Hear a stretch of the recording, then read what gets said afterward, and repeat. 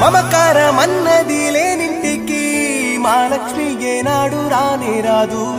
ఆప్యాయతన్నది లేని నాడు ఆ మనిషి బతుకసలు బతుకే కాదు. విడిపోయి కూడే వేళ భారాలే తీరేను, దూరాన నవే నాడో తీరాన్ని చేరేను. ఇంకొక జన్మంటూ ఆ దేవుడు నాకిస్తే మళ్ళీ బంధం నాకిమ్మని వరమడిగేస్తా. ఎవరేమి అంటున్నా ఎవరేమి చేస్తున్నా అనుబంధమే నాడు